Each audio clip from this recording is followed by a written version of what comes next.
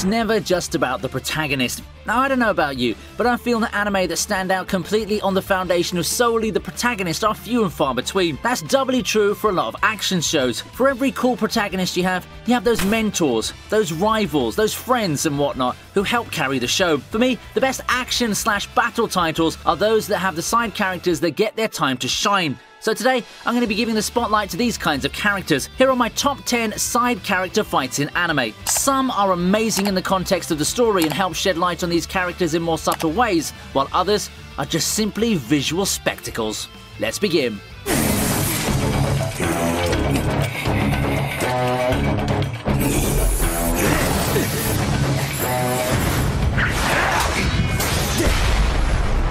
Kenpachi always struck me as a captain with presence. His fight with Ichigo and insane bloodlust make him very memorable. The weakness of that kind of character is that the character eventually stops getting ample development, becoming one note with a lack of characterization. Now, that's not exactly the case for Kenpachi, and while he's got many moments that show his background and character, one of the most iconic ones, at least in the anime, come in the form of battle. How appropriate. Kenpachi seems to be one of those characters who have plot armor unless they're facing the protagonist or main antagonist, so it's a breath of fresh air to see Kenpachi struggle in this battle against the Espada. It's an appropriate way to insert more of his backstory and to show that he's got more tricks up his sleeve, even though literally switching to swinging with two hands feels so simple. Still, for a Kenpachi fight, this is the best one we have to date.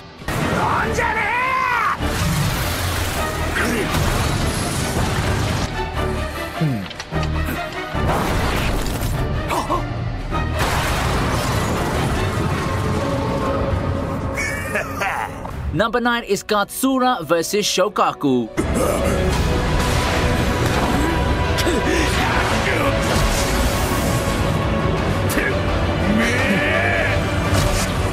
Gintama is a show that has some of the strongest side characters. It's just appropriate for one of the best shonen anime out there. I can pick from so many fights, but I think it's about time we give Katsura some shine for this video. And what a journey it's been for Katsura. But in case you need a reminder that this is one badass, we have his fight against Shokaku as proof. This for me is Katsura's main highlight in the entire series, with him returning to his ingenious and badass ways in combat. The finish is also a good mix of serious and comical, with the fight being decided with a headbutt of all things. Then again, the battle has been decided before that. Like Kenpachi's fight, this one serves both to establish Katsura as a combatant and add more depth to him as a character. It's these kind of fights that are the best, and I've grown to like and respect Katsura a lot more after this one.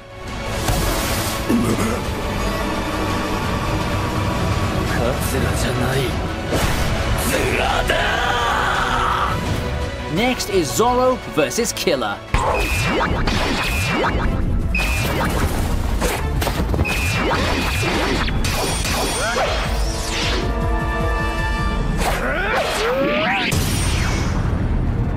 Who's your favorite One Piece side character? As far as I know, a lot of One Piece fans can't get enough of Zoro.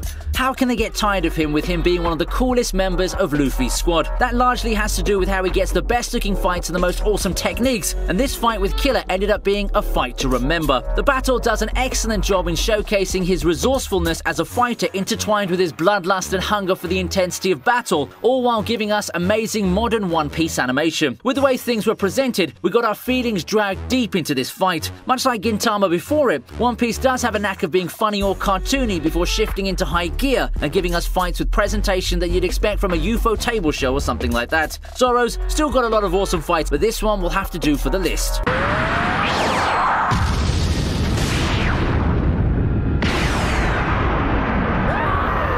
Before we move on to the next entry, let me ask you a question. Ever wonder what it's like to play a mobile MMO while enjoying all the graphical perks of a console game? Our sponsors of this video, Dragon Raja's got you covered. Dragon Raja is the fantasy RPG where you'll lose yourself in the eye-popping beauty of the world generated with UE4 technology. It's also got a very in-depth and innovative system that will allow you to customize your character both in appearance and in career. And we're not just talking plain character generators here, we're talking a super detailed customization system down to the shape of your face. They say that MMOs are an extension of our everyday lives, and the same holds true for Dragon Raja. Thanks to its cutting-edge social systems, you can easily meet new friends and form strong bonds with people. Or you can choose to form groups with your real-world friends and have the time of your lives. This summer, the team has prepared a big summer season update that will surely spice things up in a major way. I'm talking things like major gameplay updates, new items, countless rewards, and gifts everywhere. With an awesome update looming, now's the time to get into the craze. Download Dragon Raja now by following the links in the description. Don't forget to check out their social media as well for the latest news and updates.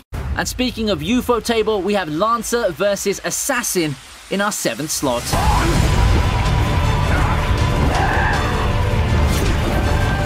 Animation quality and epic music direction have long become staples of Ufotable productions. Give them the budget of a theatrical production and you get insane bouts like this one. Granted, I've often talked about other Heaven's Feels fight like the Ryder vs Saber one from the 3rd film, so I decided it's time to give Lancer his dues. After all, I feel he's a grossly underrated character thanks to the memes and always dying. He still dies in this one, but at least he goes down with more fight than we've ever seen before. The Wild Chase sees him give Assassin all he can throw, and in a regular match, Lancer would have easily gotten the win here. Unfortunately, he is Lancer, and he's up against one of the driving forces for the antagonist side, so we know how that goes. Still, the showing he put up, along with Ufotable's masterful work in creating this fight for us to feast our eyes on, earned this moment a spot on my list.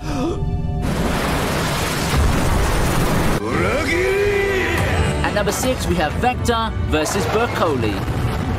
In isekai titles, it's often the main hero who gets all the shine. In a large part of SAO, this is proven true. That's none more evident than what War of Underworld's climax ended up amounting to. However, in the same arc, we do get to see the Integrity Knights pull their weight, with the most iconic being their leader, Berkoli. It's leader to leader as Berkoli fights Dark Emperor Vector in what was, to a lot of people, War of Underworld Part 2's high point. He finds himself grossly outmatched but can clutch a win against the Dark Emperor himself by showing off the full power of his super broken sword. What brought this fight up was the huge bump in art and animation quality.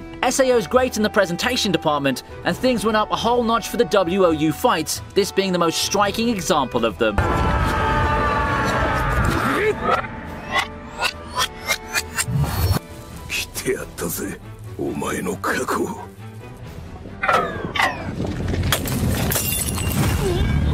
Next is Doppio versus Risotto.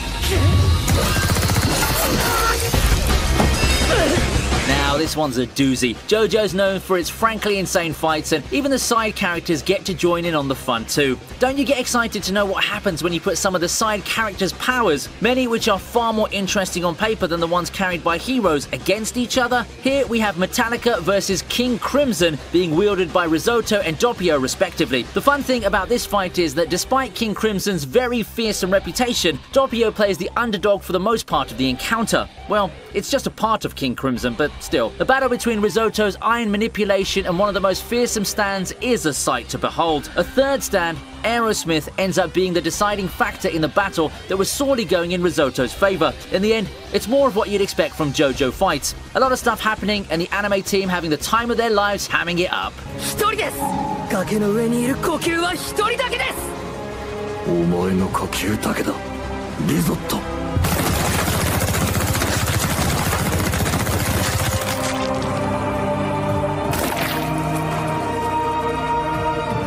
King Bradley vs Scar is rank number 4.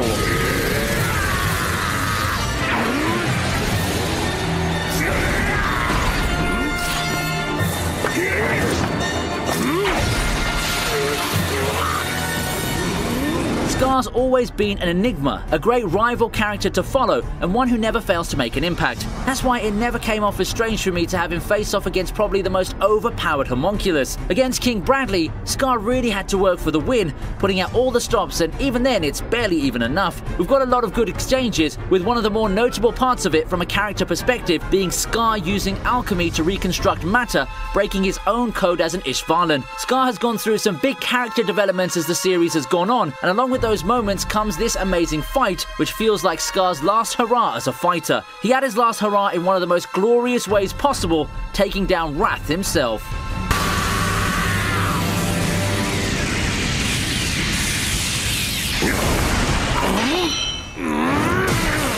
The first slot in my top 3 belongs to Rengoku.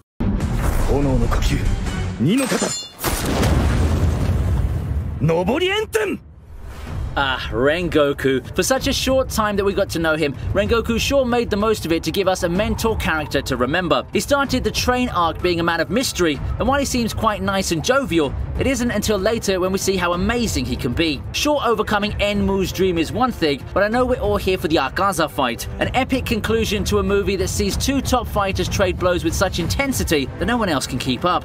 All done in the epic animation and music that people have come to love Demon Slayer for, and more. Despite everything, Rengoku still can't beat Akaza, but there's still triumph in defeat. Moral victories at that too. Danjiro sure felt that way, and I'm sure a lot of us do too. Demon Slayer does a good job in crafting endearing characters in limited space, and thanks to his cool, friendly attitude as well as this visually spectacular fight, Rengoku ends up being proof of that.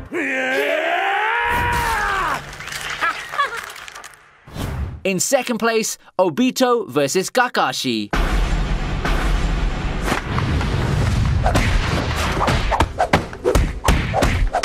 This feels like the culmination of a storied rivalry that kind of runs parallel to Naruto and Sasuke's intertwined tale. It barely has enough screen time to compete with the latter in terms of build-up and legacy, but I knew from the moment their flashback was shown that the two would somehow find themselves at odds in combat. I didn't buy Obito's supposed demise completely, and thank goodness I'm right, because this fight is insane. We've seen how powerful Obito is as Toby, being the catalyst for a lot of the key moments in the series' history, and to see him finally breaking out of the Toby disguise and settling things with Kakashi once and for all was so hype. Also, propping the fight up is the fact that this is Kakashi's most important battle in the entire series. Despite not having as much on-screen history as the top fights in Naruto, the actual fight and anticipation more than made up for it, as we're treated to two blitzing their way in attempts to work around each other's abilities.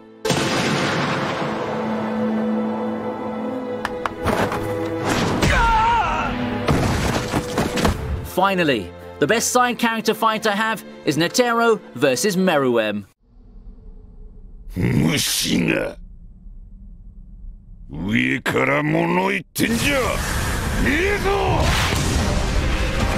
This is a fight that a lot of people remember Hunter x Hunter for, but is it a hot take if I were to say that in terms of a pure fight standpoint, the show has a lot of other candidates to take the crown? No, that's not a shot at the fight itself, but there are other impressive battles in this excellent shonen title. Why is it number one, and why did I choose it for this list then? Because of its thematic power. Meruem barely fights back, and as a battle, it sure feels relatively anticlimactic given the people involved, but I think that that's the beauty of it. It's what made the fight feel original, something that Hunter x Hunter does so well with its track record in subverting shonen tropes. It also does a great job of building up Netero, adding the dimension to his character about wanting to fight strong opponents, all while he goes down in a blaze of glory. The fight itself is great presentation-wise, as with most of the remake Hunter x Hunter, but the best fights I feel are the ones with emotional stakes that help flesh out characters. And with that regard, this is one of the best examples out there, making it my number one side character fight in shonen anime.